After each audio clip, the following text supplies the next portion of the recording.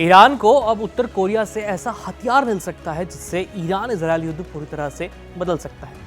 सूत्रों के हवाले से खबर आ रही है कि नॉर्थ कोरिया अपने ह्वेसेंग मिसाइल प्रोग्राम की तकनीक का सिस्टम ईरान को दे सकता है और इसके पीछे वजह सिर्फ राजनीतिक नहीं बल्कि आर्थिक भी बताई जा रही है।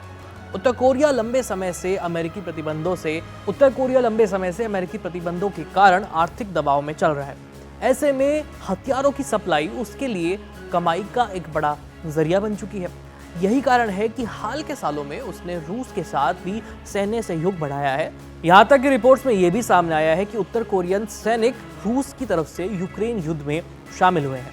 अगर ईरान को ह्वेसेंग मिसाइल मिलती है तो ये कितनी खतरनाक साबित हो सकती है। सबसे पहले समझते हैं कि ह्वेसेंग है क्या। ह्वेसेंग कोई एक मिसाइल नहीं बल्कि उत्तर कोरिया की बैलिस्टिक मिसाइलों की एक पूरी सीरीज है जिसमें छोटी दूरी से लेकर के इंटरकॉन्टिनेंटल बैलिस्टिक मिसाइल्स यानी ICBM तक शामिल है। इस सीरीज में सबसे चर्चित और ताकतवर मिसाइल में से एक है ह्वेसेंग 17। ह्वेसेंग 17 को दुनिया के सबसे बड़े रोड मोबाइल ICBM में गिना जाता है। ये एक dual stage liquid fuel missile है जिसकी लंबाई लगभग 24 से 26 मीटर तक बताई जाती है। इसकी सबसे बड़ी ताकत इसकी रेंज है। ये मिसाइल करीब 15,000 किलोमीटर तक मार कर सकती है, यानी अमेरिका भी इसकी रेंज में है। इतना ही नहीं, इस मिसाइल में मल्टीपल वॉरहेड यानी एक साथ कई सारे न्यूक्लियर हथियार ले जाने की क्षमता भी जताई गई है। ऐसा संभावना है।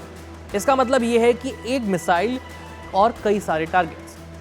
बात करें इसकी ताकत की तो ह्वेसेंग 17 जैसे ICBM का मुख्य उद्देश्य न्यूक्लियर डिटरेंस होता है, यानी दुश्मन को ये संदेश देना कि अगर हम पर हमला हुआ तो जवाबी कार्रवाई और भी ज़्यादा विनाशकारी होगी और तैयार रहो इसके लिए। इसकी ऊंचाई और उड़ान क्षमता इतनी ज़्यादा है कि इसे इंटरसेप्ट कर पाना बेहद मुश्किल हो सकता है। हालांकि कुछ एक्सपर्ट्स ये भी कहते हैं कि उत्तर कोरिया की तकनीक अभी पूरी तरह से परफेक्ट नहीं है।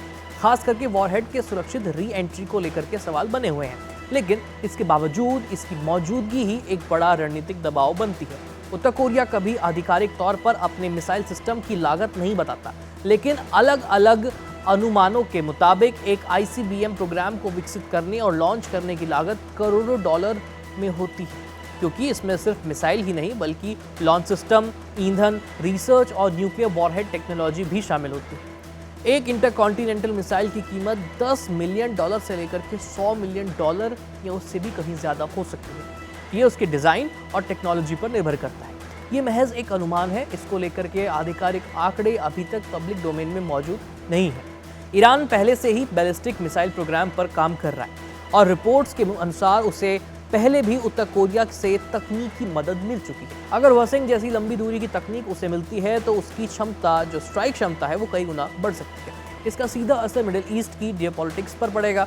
नॉर्थ कोरिया के लिए ये सिर्फ हथियारों की बिक्री नहीं बल्कि एक सर्वाइवल स्ट्रैटेजी भी है। अमेरिकी सैंक्शंस के बाद और उसके कारण उसकी अर्थव्यवस्था काफ़ी कमज़ोर हो गई है और ऐसे में वो अपने मिसाइल और सैन्य संसाधनों को एक्सपोर्ट करके पैसा कमाने की कोशिश कर रहा है। यानी एक तरफ ईरान को